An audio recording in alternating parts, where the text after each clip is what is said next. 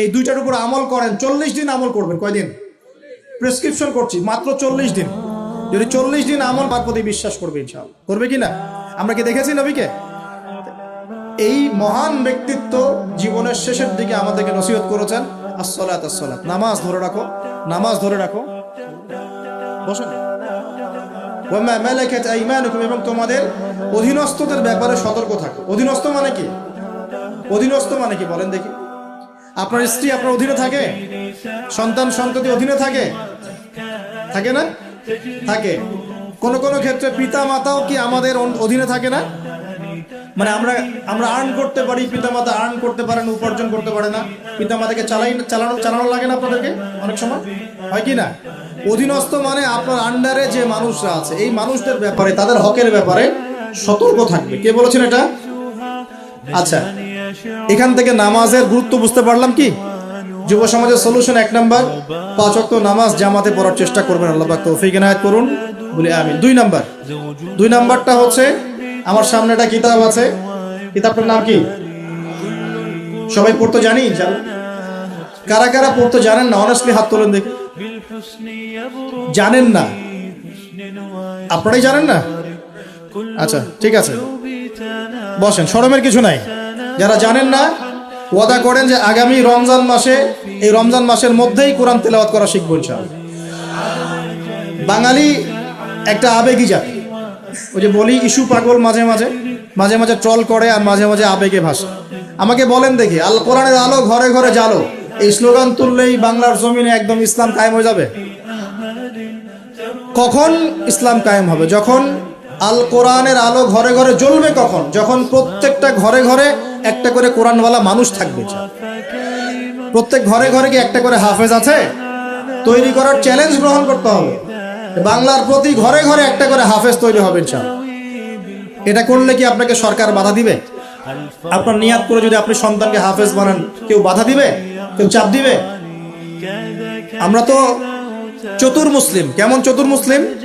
আমরা আমাদের সন্তানদের মধ্যে যারা বেশি ট্যালেন্টেড, ওদেরকে দিব আগে জেনারেল লাইনে, আর যার একটু মাথা কম তাকে আমরা পাঠায় দিই মাদ্রাসায়, পাঠায় দিয়ে যে আবাসিকে রেখে দিই, থাকতো এখানে, ওকে এখানে পিটাই সোজা করবো।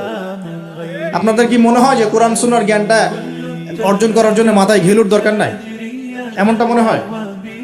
কোরআন এবং সুন্নাহর জ্ঞান অর্জন করতে সবচেয়ে বেশি প্রজ্ঞা লাগে, সবচেয়ে বেশি মাথা কাটাতে হয়। সবচেয়ে ট্যালেন্টেড ছেলেটাকে দেয়া লাগতো কোরআন। আমরা উল্টা চলি। এই কারণে দেখা যায় যে কোরআন সুন্নাহ হাতে নিয়েও আমরা এখন ওয়ার্ল্ড অ্যাফেয়ার্সকে ডিল করতে পারছি না, আমরা ওয়ার্ল্ডকে চ্যালেঞ্জ করতে পারছি না। কেন? আল্লাহ রাব্বুল আলামিন আমাদের সবাইকে কোরআন শেখার তৌফিক দান করুন। আল কোরআনের আলো ঘরে ঘরে জ্বলবে তখনই যখন ইনশাআল্লাহ তাআলা আপনাদের প্রত্যেকের ঘরে একটা করে কোরআনওয়ালা মানুষ তৈরি হবে ইনশাআল্লাহ। পারা যাবে তো ইনশাআল্লাহ? নাকি কোরআন সুন্নাহ খালি আলেম ওলামাদের চর্চা করেই হবে? আপনাদের পড়ারও দরকার নাই, জানারও দরকার নাই, বোঝারও দরকার নাই। কোনটা? ব্যাপারটা কি এমন? কোরআনকে শুধু আল্লাহ পাক আলেমদের জন্য পাঠিয়েছেন, নাকি শুধু মুসলিমদের জন্য পাঠিয়েছেন, না পুরো মানব জাতির জন্য?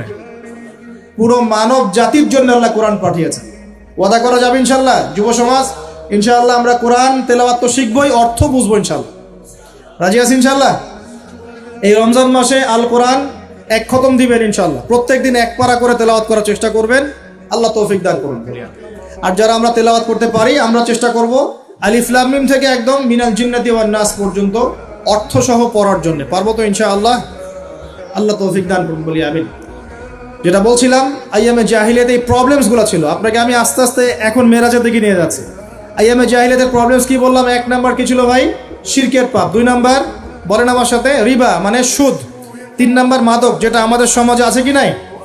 4 নাম্বার হচ্ছে মেয়েদের অবমাননা। নারী জাতিকে সেখানে খুব একটা মূল্যায়ন করা হতো না। আপনাদের কি মনে হয় এখন খুব মূল্যায়ন করা হয়? এখন খুব মূল্যায়ন করা হয় না? এখন মূল্যায়ন করা হয় ঠিকই, কিন্তু তাদের দেহটাকে কিসে মূল্যায়ন করা হয়? এই দেহটাকেই মূল্যায়ন করা হয়। তাদের ডিগনিটি, তাদের সম্মানকে মূল্যায়ন করা হচ্ছে না। আমরা কত বড় ভণ্ড দেখবেন। নারী অধিকারের কথা বলি, কিন্তু পতিতালয়গুলোকে বন্ধ করি নাই। আমরা যদি সত্যি তাদেরকে ভালোবেসে থাকি, তারা যদি আমাদের সমাজের অংশ হয়, আমাদেরই কারো মা, কারো বোন, কারো আত্মীয় হয়ে থাকে, তাহলে আমরা কি আমাদের অর্থ দিয়ে তাদেরকে কর্মসংস্থানের ব্যবস্থা করে দিতে পারতাম না? কয়জন এই কাজটা করেছে? কয়জন এই কাজটা করেছে বা করার হিম্মত দেখাচ্ছে? ওদেরকে রেখেও দিবে, তাদেরকে ভোগও করবে, করে আবার ওদের অধিকারের আন্দোলনও করবে। কত বড় ভণ্ড জাতি, চিন্তা করবে। আমরা একটু নিয়াত করতে পারি তো, আমরা আমাদের অর্থ সম্পদ থেকে আমরা প্রয়োজনে আমাদের পলিটিক্যাল পাওয়ার কাজে লাগিয়ে, আমাদের এখানে যারা অনেস্ট মেম্বার, চেয়ারম্যান, এমপি সাহেব থাকবেন, তাদের পলিটিক্যাল পাওয়ারটাকে কাজে লাগিয়ে আমরা আমাদের এলাকাগুলোর মধ্যে সমস্ত অনৈতিক কাজগুলো বন্ধ করে দিব এবং ওইকে আমরা ভালো কোনো কর্মসংস্থানের ব্যবস্থা করে দিব। দেখবেন কোনোদিনও শেষেচ্ছায় এই পথে পা বাড়াবে না ইনশাআল্লাহ। কোনো মেয়ের কি এই কাজ করতে ভালো লাগে আপনার মনে হয়? কোনো মেয়ে চায় না যে সম্মান বিক্রি করে খেতে হবে, হয়তো পেটের দায়ে বা সামাজিক অন্ধকার জগতে পা বাড়িয়ে দালালের খপ্পরে পড়ে, বা এই যে নারী লিপ্সু কিছু পুরুষ মানুষের খপ্পরে পড়ে এই পথে চলে গেছে। এরা যদি আমাদের আত্মীয় হতো, আমাদের বংশে কেউ হতো, আমাদের কারো মা, কারো বোন, কারো স্ত্রী হতো, তাহলে কি আমরা সমাজে মুখ দেখাতে পারতাম? আমরা কি পশ্চিমা হয়ে গেলাম নাকি? পশ্চিমাদের সমাজে এগুলো জায়েজ। পশ্চিমা সমাজে একটা মানুষ, একটা ছেলে বিয়ের আগে 15-20টা মেয়ের সাথে সেক্স করে, জানেন এগুলা? রিপোর্ট দেখেন, পশ্চিমা সমাজে প্রতি 6 মিনিটে একটা করে মেয়ে ধর্ষিত হয়। ফ্রি মিক্সিং পর্নোগ্রাফি ওখানে জায়েজ। $92 বিলিয়ন ব্যবসা করে এক বছরে তারা পর্ন ইন্ডাস্ট্রির মধ্য দিয়ে। রিসার্চ করে দেখেন, ওদের ওখানে সমকামিতা বৈধ, ছেলে ছেলের সাথে জেনা করতে পারে না। এমনি কি ভূমিকম্প আসে? এইসব পাপের কারণেই তো আসে। আল্লাহর আযাব গজব কি এমনি আসে? এইসব কারণেই তো আসে। আর এই পাপগুলো তো আমরা এখন আমাদের সমাজে এগুলো জায়েজ করে নিচ্ছি নাউজুবিল্লাহ। ওরা সারা বিশ্বে সুদকে ছড়িয়ে দিয়েছে, ওরা ছড়িয়ে দিয়েছে। সারা বিশ্বে পর্নোগ্রাফি কারা ছড়িয়ে দিয়েছে? ওরা ছড়িয়ে দিয়েছে। সারা বিশ্বে ফ্রি মিক্সিং কারা ছড়াচ্ছে? ওরা ছড়াচ্ছে। প্রত্যেকটা সেক্টরে ফাসাদ সৃষ্টি করেছে এরা। এই জন্য বলি আমি মাঝে মাঝে যে ইয়াজুজ আর মাজুজ আছে না, দুটা প্রজাতি, এদের খাসলত চরিত্র এদের মধ্যে পাওয়া যায়। ইয়াজুজ আর মাজুজ সারা বিশ্বে ফাসাদ সৃষ্টি করবে। সূরা কাহফ পড়ে দেখেন, ইন্না ইয়াজুজ ওয়া মাজুজ মুফসিদুনা ফিল আরদ। ইয়াজুজ আর মাজুজ সারা পৃথিবীতে ফাসাদ, ফিতনা ছড়াই দিবে। এরা কি সারা পৃথিবীতে ফিতনা ছড়াই দেয় নাই? আমি কিন্তু বলছি না যে এরা ইয়াজুজ মাজুজ, আমি কিন্তু এই কথা বলি। বলছি ইয়াজুজ মাজুজের চরিত্র এদের মধ্যে পাওয়া যায়। বিশ্বের প্রত্যেকটা জায়গায় ফাসাদ সৃষ্টি করে দিছে। কখন কোন দেশকে কোন দেশের সাথে লাগাই দেওয়া যাবে, কার মধ্যে ফিকশন লাগে অস্ত্র বিক্রি করা যাবে, কোথায় কোন খনি আছে দখল করা যাবে, কোথায় কোন মুসলিম আছে ওদেরকে বোম্বিং করা যাবে, কোথায় কারাগারে নিয়ে মুসলিমদেরকে টর্চার করা যাবে, শান্তিপূর্ণ মুসলিম কান্ট্রির মধ্যে কেমন করে জঙ্গি ইস্যু তৈরি করা যায়, সারাদিন এই ফিকির করে বেড়ায় মাথার মধ্যে। এখন সবকিছু বাদ দিয়ে এখন শিক্ষাক্ষেত্রেও মাথা ঢোকানোর চেষ্টা করছেন।